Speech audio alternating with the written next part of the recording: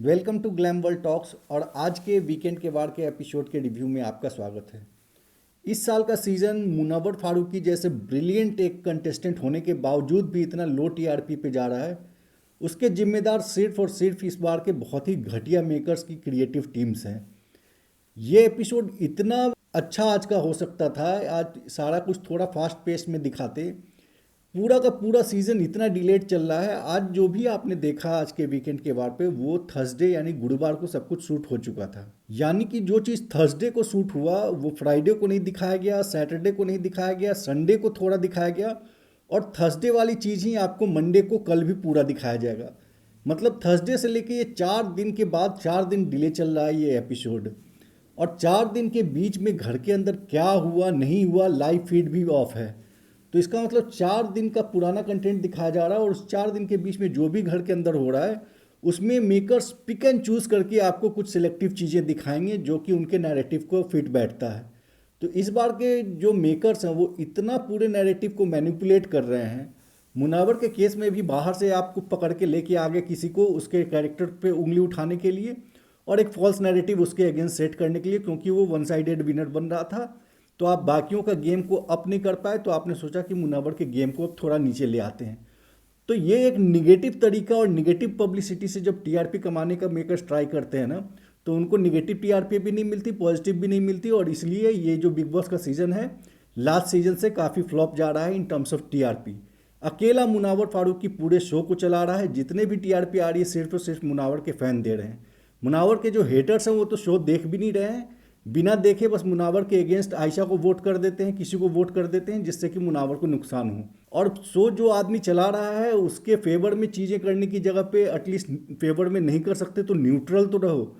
तो मेकर्स इतना अजीब अजीब नैरेटिव बनाए जा रहे हैं। 4 दिन पूरा, हफ्ते में सिर्फ 2 दिन 3 दिन के लिए लाइव ऑन रखते हैं, बाकी सारा टाइम लाइव ऑफ रहता है।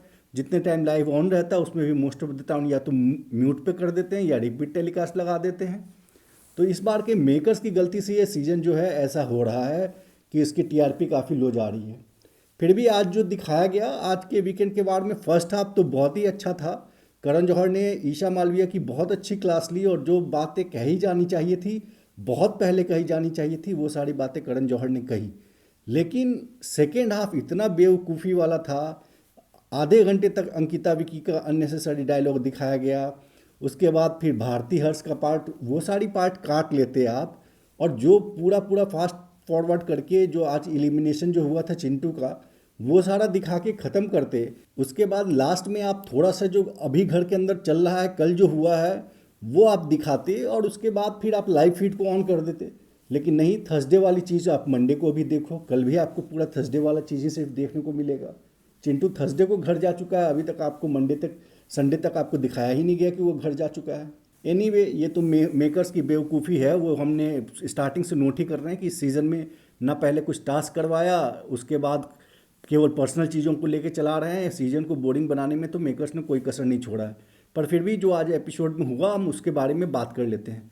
मेकर्स ने आज क्लियरली अनाउंस कर दिया कि उनके टॉप 4 कौन है, और जनता के हिसाब से भी टॉप 4 यही है। जब करण जौहर ने मुनावर फारूकी, मनारा चोपड़ा, अंकिता लोखंडे और अभिषेक को कन्फेशन रूम में बुलाया, तो एक क्लियर कट हिंट था कि यही चारों जो हैं टॉप 4 होंगे, और जनता की वोटिंग के हिसाब से भी यही चारों टॉप 4 हैं, आप लोगों को भी पता है। और वहाँ पे करण जौहर ने यूज़ भी किया कि जिनको समझदार के लिए इशारा काफ़ी है, लोगों को हिंट मिल गया होगा। तो ये तो क्लियर था। और वहाँ पर जिस तरह से करण जौहर ने मुनावर फारूकी को हक किया, बाकी तीनों को भी हक किया, लेकिन मेन मकसद मुनावर को हक करना था। तो जिस तरह से मुनावर फारूकी को हक किया और कहा कि बाहर सब ठीक है, कोई दिक्कत नहीं है, कुछ भी परेशान होने वाली बात नहीं है, सब सही है, वो बहुत ही ज़रूरी था कि कोई आदमी, मुनावर की हालांकि सिस्टर गई थी, लेकिन सिस्टर के कहने पे तो वो लगता है कि ये तो फैमिली वाली है तो अच्छा ही कहेगी। लेकिन करण जौहर जैसा आदमी एक ऐसा जेस्चर दिखा के जब उसको कहता है कि सब ठीक है, तो मुनावर को अंदर से काफ़ी कॉन्फिडेंस आया होगा, और ये बहुत ही सही जेस्चर था। इसके लिए बहुत ही thank you and clap for Karan Johar कि उन्होंने एक बहुत अच्छा काम किया। उसके बाद करण जौहर आते हैं और फिर जब बैशिंग स्टार्ट करते हैं, और वो बोलते हैं कि इन चारों पे कहीं न कहीं पे वार होते रहता है अब, लेकिन आज टेबल्स टर्न करेगा। और वो बोलते हैं कि विक्की जैन, ईशा मालवीय और आयशा खान, जो कि फेक फेमिनिस्ट बनती है और बाहर की लड़कियों की धज्जियां उड़ा देती है, ये तीनों पे ही आज का वार होगा। पर आपने नोटिस किया होगा कि विकी जैन का वार दिखाया गया, ईशा मालवीय का वार दिखाया गया, लेकिन आयशा खान पर जो वार हुआ वो पार्ट कट कर दिया गया। अब मेकर्स ने ये क्यों किया? मुनावर के फेवर में जितनी भी बातें करण जौहर ने की, आयशा खान को ईशा मालवीय और विकी जैन से ज़्यादा सुनाया गया है, ये आपको मैं 100% दावे से बताता हूँ, क्योंकि हमारे सोर्सेज ने जो सेट पे थे उन्होंने क्लियरली बताया था, और सबसे पहले आयशा के बारे में ही बताया था कि आयशा जो है उसको बहुत ज़बरदस्त बैशिंग हुई है। आयशा के बाद ईशा मालवीय को बैश किया गया था, लेकिन ये पार्ट जो है बिल्कुल गायब कर दिया गया। आयशा की बैशिंग दिखाई ही नहीं गई। आयशा की सिर्फ एक लाइन दिखाई गई कि मैं तो नहीं रिग्रेट करती, आई डोंट रिग्रेट, मैंने जो बोला सो बोला। इस तरह का स्टेटमेंट जो है रिग्रेट वाली और ये वाली बात जो है उसकी बैशिंग के बाद ही उसके मुंह से ऐसा निकला है, क्योंकि उसकी बैशिंग हुई है और बहुत ज़बरदस्त बैशिंग हुई है, पर मेकर्स ने वो पार्ट पता नहीं क्यों काट लिया। हालांकि उससे हमें ज़्यादा दिक्कत नहीं है, अगर सच में आपने बैश कर दिया और नहीं भी दिखाया तो चलता है। एटलीस्ट मुनावर को तो समझ में आ गया होगा कि वो गलत नहीं है, वो आदमी सही है, क्योंकि आयशा की बैशिंग दिखा के उसका चेहरा क्यों ही स्क्रीन पे दिखाना, नहीं दिखाओ तो ही ठीक है, कोई दिक्कत नहीं है उससे। लेकिन जब आपने एक पार्ट कंडक्ट किया, उसका शूटिंग किया, तो आप दिखाते क्यों नहीं है फिर? तो आयशा वाली तो बैशिंग जो है वो दिखाया ही नहीं गया। ईशा की बैशिंग पूरी दिखाई गई, और ये बहुत ही एक रिलीफ की बात है कि ईशा मालवीय जो कि इतनी झूठी लड़की है, इतनी मक्कार है, कि सामने वाले की बात में थोड़ा मिर्च मसाला लगा के दूसरे जगह जाती है, उसके बारे में उसको बुरा बोलती है, दूसरे के बारे में तीसरे को बुरा बोलती है, फिर वहाँ जाके बात में स्पाइस अप करती है। और वो जिस तरह से चटकारे ले ले के मुनावर के जो एक बुरा टाइम था उसका वो मज़ा ले रही थी, और उसमें वो फन अपना एक सैडिस्टिक प्लेजर ले रही थी उसमें, उसके लिए उसकी टांग खिंचाई होनी बहुत ज़रूरी थी। और ये इतनी बेशर्म लड़की है कि एक भी चीज़ एक्सेप्ट करने की जगह पे नहीं नहीं नहीं नहीं नहीं नहीं। उसका बाप कल समझा के गया है कि तेरी बहुत जगह गलती है, तू गलत डिसीजन लेती है, गलत लोगों का साथ देती है। और बाप उसका जो है मुनावर का फ़ैन था, वो कहा कि मुनावर भाई आपके फ़ैन हैं, लाइव फीड में हमने देखा है। बाप ने उसको बोला भी है, मुनावर के लिए एक अच्छा शायरी भी बोला था कि आप कहीं गलत नहीं हो, लेकिन फिर भी अगर आपसे कोई पूछता है कि बताओ कि तुमने ये गुनाह किया है, तो आप तो बस सामने ये बोलो कि आप गुनाहों की लिस्ट दे दो, मुझे ये बता दो कि मुझे कबूल क्या करना है, मैं कबूल कर लूँगा सारे के सारे गुनाह। तो उसका बाप भी उसको बता के गया ईशा को कि मुनावर कहीं गलत नहीं है। लेकिन ये लड़की बाप के जाने के बाद अभी करण जौहर के सामने कोई भी चीज़ मानने को तैयार नहीं है। अपने ही स्टेटमेंट को ट्विस्ट करके बोल देती है कि मुझे आयशा ने ये कहा था कि मेरा साथ देना, जबकि उसने कभी नहीं कहा था। मनारा ने मुझे ऐसा कहा था, जबकि मनारा ने उसको कभी ऐसा नहीं कहा था। तो अपने मन से, अपने दिमाग से कुछ भी बातें बनाती है और कहती है मैं ही सही हूँ।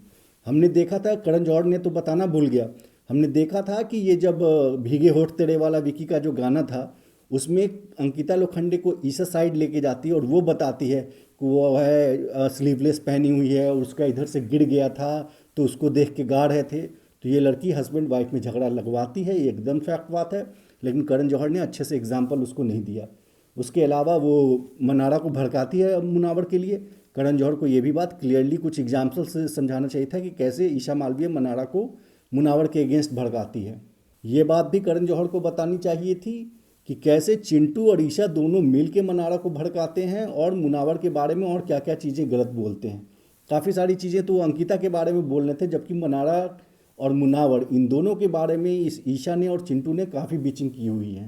पर ईशा को मुनावर के बारे में तो बहुत सारी चीज़ें बताई ही नहीं गई। पर एनीवे फिर भी ईशा को जितना बैश किया गया वो बहुत ज़रूरी था।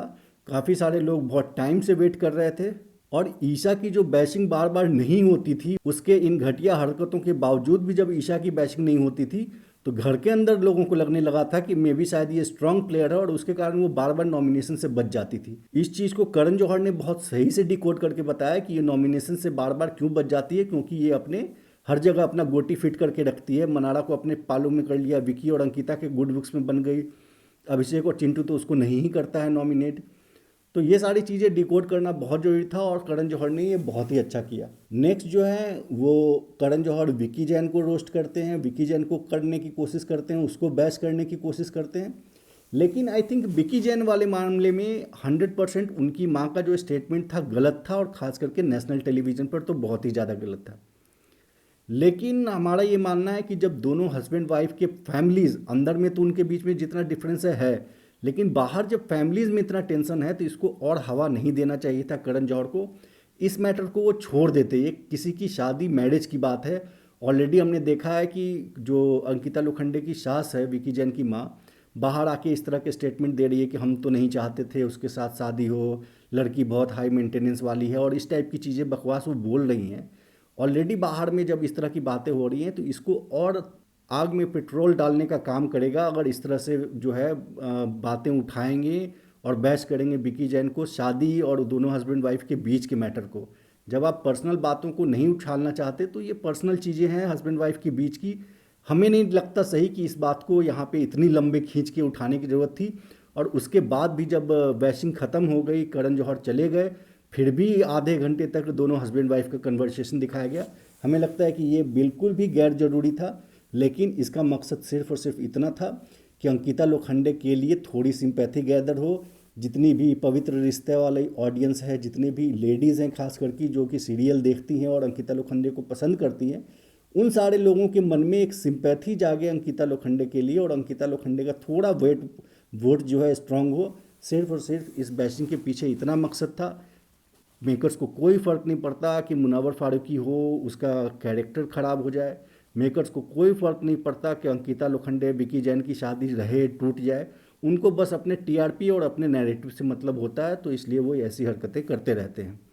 इसके अलावा बाद में फिर वो शायरी वाला टास्क हुआ और फिर बकवास चीज़ें हुई। उसके अलावा आज के एपिसोड में कुछ था नहीं। हुंडई के जो सीईओ हैं वो आए थे, उन्होंने आके अपना नया क्रेटा का नया वर्जन लॉन्च किया, और वो ये भी अनाउंस करके गए कि जो नया क्रेटा का कार है वो विनर को मिलेगा। तो एक और गुड साइन मुनव्वर फारूकी के लिए, क्योंकि इसी तरह से नया कार जब लॉकअप में मुनव्वर था तो वहाँ रिवील किया गया था, और मुनव्वर फारूकी वो शो जीता था, उसको कार मिली थी, हुंडई की ही वो कार थी। और फिर से अब बिग बॉस में हुंडई ने एक और नया कार लॉन्च किया है और उसको भी विनर को देने का प्रॉमिस किया है। तो इसका मतलब ये है कि मुनव्वर फारूकी को एक और नया कार मिलने वाला है, उसमें कोई डाउट नहीं है। मुनव्वर फारूकी तो जीत ही रहा है, उसमें कहीं से कोई डाउट नहीं है। अब आपको थोड़ी नॉमिनेशन की अपडेट देते हैं। आज जो है घर में नॉमिनेशन हो गई है। अब भगवान जाने मेकर्स इसको कब तक दिखाएंगे, लेकिन घर के अंदर नॉमिनेशन हो गया है और इस बार घर के आठों मेंबर नॉमिनेटेड हैं। कोई भी बचा नहीं है, सारे के सारे लोग नॉमिनेट हो चुके हैं। तो आपको कब देखने को मिलेगा पता नहीं, लेकिन जैसे ही वोटिंग लाइन्स ओपन होती हैं, जितने भी मुनावर के फैंस हैं उनका सिर्फ और सिर्फ ये काम बनता है कि ज़्यादा से ज़्यादा मुनावर को वोट दिलवाएं। वोट जैसे ही आप मुनावर को छप्पर फाड़ के दिलवाएंगे, वैसे ही किसी तरह का मेकर्स कोई और गेम नहीं खेल पाएंगे, और मुनावर सबसे रिकॉर्ड मार्जिन से इस बार विनर बन के निकलेगा। तो ट्रॉफी डोंगरी आएगी। आप सब लोग सिर्फ और सिर्फ अब वोटिंग कराने पे ध्यान दीजिए। तो बस इस बात के साथ आज की इस वीडियो को एंड करते हैं। हम एक अपना सीरीज चला रहे हैं जिसमें कि मुनव्वर फारूकी की सारी फीमेल फैंस के साथ हम बात कर रहे हैं। तो आप भी अगर मुनव्वर फारूकी के फीमेल फ़ैन हैं और उसके ऊपर जितने भी एलिगेशन लगे हैं उसके डिफेंस में अगर आप कुछ बात करना चाहते हैं तो आप कमेंट कर सकते हैं। हम आपके साथ भी इंटरव्यू करने को रेडी हैं। अभी तक हम 4 वीडियो रिलीज कर चुके हैं, जिसमें अभी तक 7 फीमेल फैंस के साथ हमने बात किया है। वो वीडियो हमारे चैनल पे है, आप जाकर देखिए। अगर आपको हमारा कंटेंट अच्छा लगता है तो प्लीज़ हमारे चैनल को सब्सक्राइब कीजिए। बस इसी के साथ हम आज विदा लेते हैं। मिलते हैं फिर अगले वीडियो में, तब तक के लिए थैंक यू।